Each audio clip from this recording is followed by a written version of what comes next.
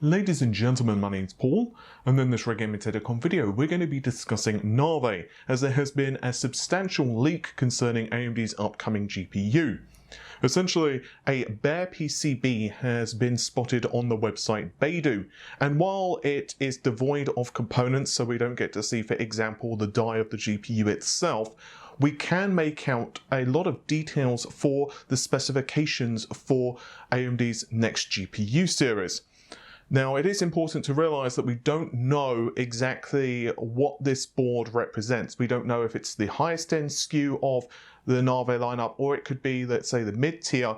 And we also don't know if AMD are just experimenting. So, for example, at the very top, we can see two 8-pin power connectors. Well, we can't see them, but we can see the space where they're going to be actually soldered onto the PCB.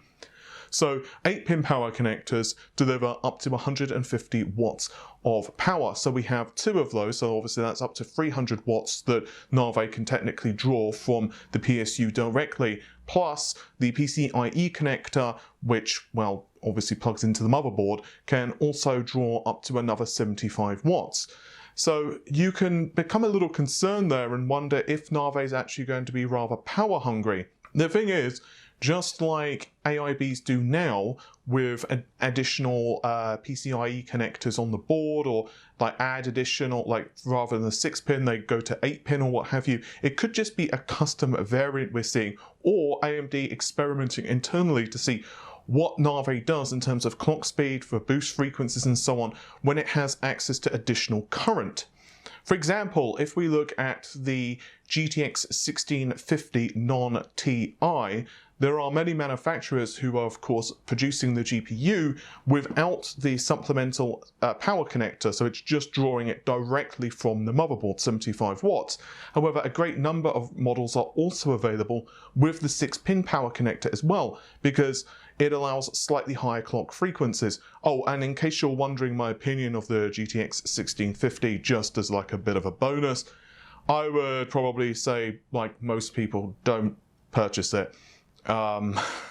Yeah, just go out and purchase an RX 570 or save your cash and see what Navi brings to the table in a couple of months, assuming you can wait, right? Assuming you can wait. The only benefit of the 1650 is the low power consumption and that it doesn't require the supplemental power connector, assuming you go for that model. But anyway, I'm getting way off topic here. So it does also bring some interesting questions, assuming this is accurate for the higher tiers of Navi, what we're going to be seeing in terms of the clock frequencies for the PlayStation 5 APU. I wonder how basically Navi is going to scale in terms of power consumption, but we'll get more into VRMs and that type of stuff in just a moment. We also have confirmation for GDDR6 memory being on board, because we have 180 BGA. We have 8 spaces where memory can be slotted onto the motherboard.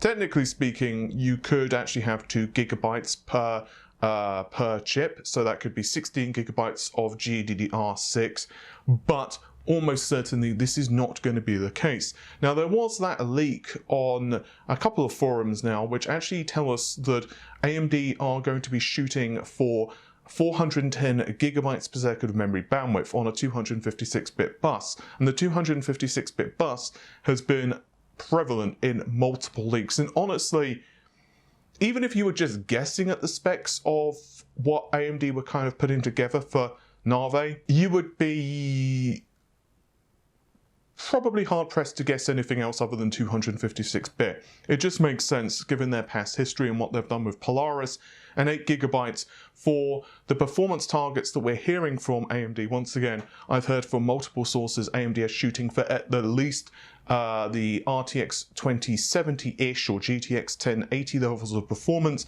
possibly up to RTX 2080 is what a couple of other people have been whispering on the internet, but we can only wait and see exactly if that turns out to be accurate or not. So 8 gigabytes of memory for a GPU of that type of caliber just makes sense. So 256-bit memory interface. We don't know, of course, the clock frequencies of the memory yet, but most likely we're looking at least 410 gigabytes per second because of those leaks, which means that the memory frequency is around 13,000 Gbps.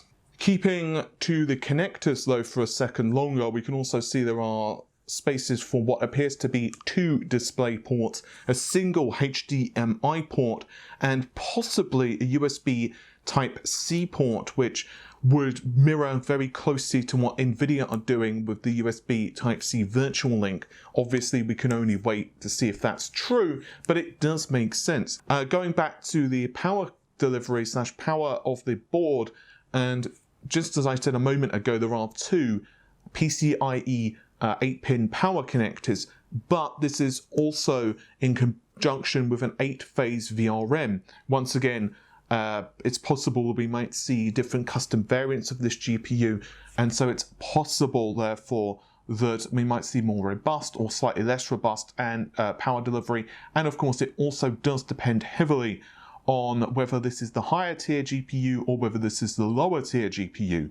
I think it's almost certain we're going to see some type of announcement from AMD now at Computex, because it just makes sense timeline wise. I'm still hearing that we're going to see the launch in late June, but July the 7th is supposedly still the target, although we'll have to wait, of course, just like always. But because of that, information for Navi is going to start becoming a lot more prevalent over the next several weeks, and I wouldn't be surprised if finally we start seeing some benchmarks where I'm like, okay, you know what, I actually believe that that is genuinely Navi. This also leads to the other obvious question as well: what type of architecture are we going to be seeing from Navi? Well, AMD accidentally, an employee at AMD actually accidentally revealed that it was GCN. They said that the architecture after Navi is not GCN. Instead, this is an improved GCN design. And AMD did cover a couple of days ago, I believe, that Navi and GCN were referenced in the same entries, so it's almost a surefire thing that GCN is probably going to be the last iteration of Navi, although of course there are a couple of Navi versions, which I'm going to get to in just a moment. I've also heard from multiple sources, and there have been also a couple of leaks online, that the last task of Raja Koduri before he left AMD was to actually bring up the performance of GCN for Navi. In essence, the purpose of Navi is to fix the weaknesses of the GCN architecture. I've gone more in depth into that in previous videos, so you can search for it on the channel. I'll try to remember to link it in the description of this video. But in essence, things such as raw pixel throughput and geometry performance are supposedly what AMD are targeting. In fact, in the same leak which referenced memory bandwidth, we actually saw that we'll see a new version of the draw stream binning rasterizer. And that's the other thing as well. Some features from Vega just were not even implemented early on in the drivers. So obviously, there are a couple of ways to improve performance of a GPU. The first, and I'm just going to take the number of compute units and stuff like that out of the equation to make it really simple. The first is simply to crank up the clock speeds, just to make it simple, or to add additional compute units. The second is to make it more efficient. And obviously what AMD are trying to do here is accomplish both. They've also bumped up the amount of cache. We see 3 megabytes if memory serves of level 3 cache and a doubling of the level 1 cache, which should mean that, at least in theory, we see less thrashing of the memory of the GPU, which once again should increase the overall performance and reduce stalls in the GPU pipeline, which is clearly one of the big problems. Like if you have a stall where, let's say, I don't know, like 200 shaders are just like, well, I'm just waiting around for like half a second because I have no instructions, obviously that's not a good thing. So having an engine, having the GPU, which is as efficient as possible, delegating instructions to shaders which are just about to finish their instruction or executing the instructions they are working on, making sure that you don't have their memory system being thrashed where you have higher latency, obviously, if you're accessing the memory system. All of this is going to be important.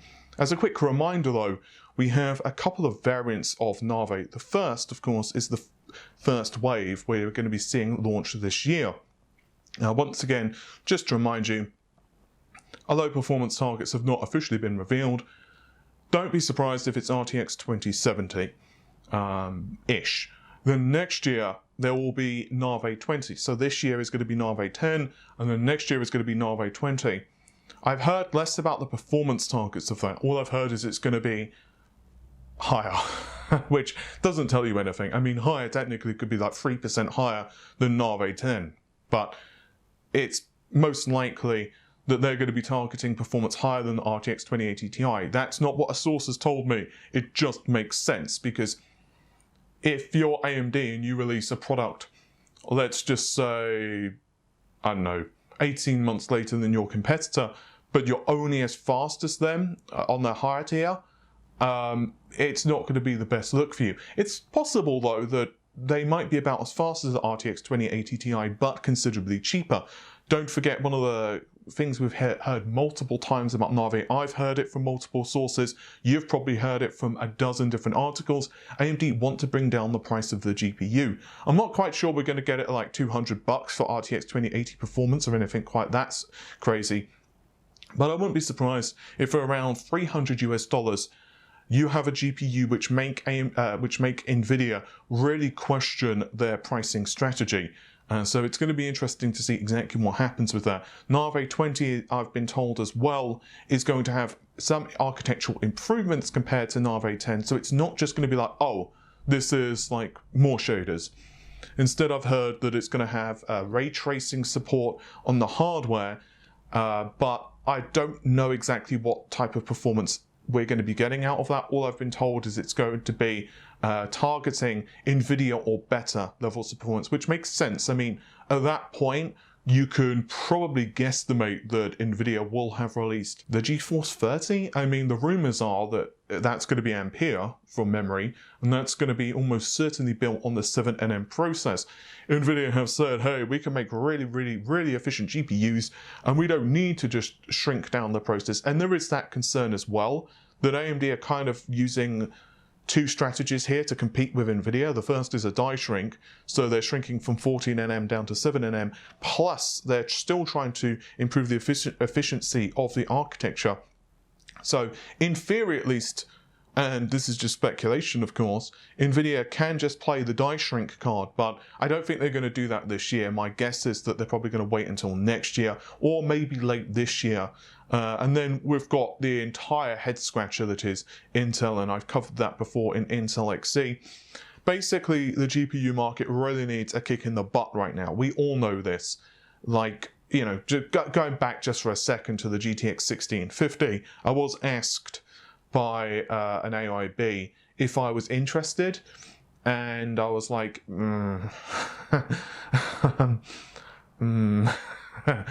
yeah, kind of busy right now, to be honest. And I might get to it eventually, especially if there's a cost reduction. Like, in my opinion, it needs to be like 20 or 30 bucks cheap at minimum.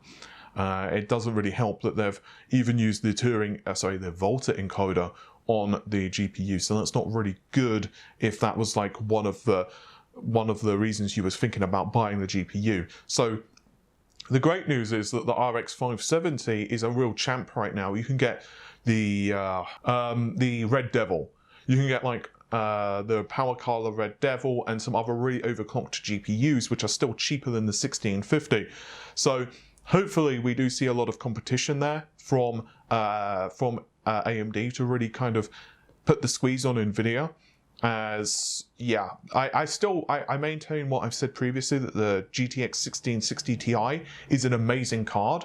You can see my review of that versus the RTX 2060 and also the 960 to show how far we have come. And yes, it's true. NVIDIA didn't lie. They said that, you know, compared to the 960, the 1660 Ti is like 2.5, 3 times faster. And that's definitely true. The problem is you've got then the pricing gap between the 2060 and the 1660 Ti, which is around, what, 60, 70 bucks?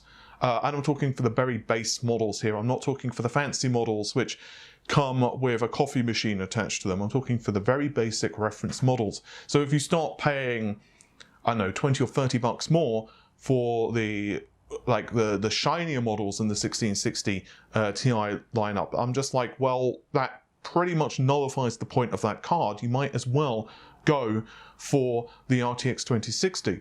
And it's very easy to put the blame on AIBs, on the Gigabytes, on the Asuses, on the MSIs, and blah, blah, blah, blah, blah. But they ultimately don't decide to manufacture a card like the 1650. It's basically part of their contract that they have to, well, create the entire lineup. And that's why some of the GPUs you're seeing with the supplemental 75 watt additional power connector, the 6-pin. I could have just said the 6-pin. That probably would have been the smarter way to have said that.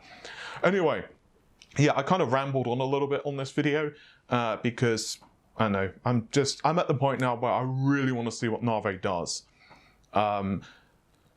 Yeah, it's going to be a really crazy 12 to 18 months in technology. And I know I've said this a couple of times now, but we've got AMD going to really upset the CPU market. You've got AMD that are really going to be upsetting the GPU market.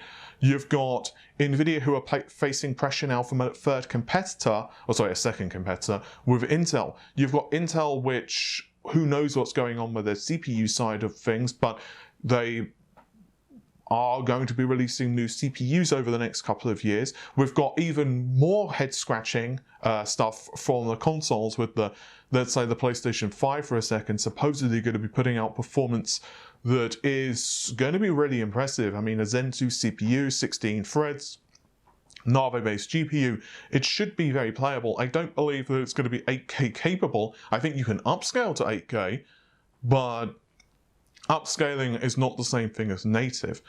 But I do think that the PlayStation 5 is going to bring some very interesting changes to PC gaming as well. Because just for example, the sheer speed that you can pull data off of the SSD means that you can get some extremely connected worlds. So just for the sake of argument, you could have like an open world game, and rather than you having like, I don't know, to kind of go for like these dead zones where you've got like the walkie-talkie sections, or if you were to go for a portal, you could go for a portal to different times periods. So for example, I don't know if you guys have ever played Sonic 2, Sonic the Hedgehog on the Sega CD, where you can kind of go to different zones with different loading, with different periods. Imagine you could do that, but you could like warp to different planets, so you could warp to different time periods or different civilizations. It could be really cool. And so I do think that the speed data is going to be accessed from the SSD, which I believe is going to probably be NVMe based in the PS5, is also going to be really interesting as well. With all of that said, I think I've rambled enough, so take care of yourselves. Bye for now.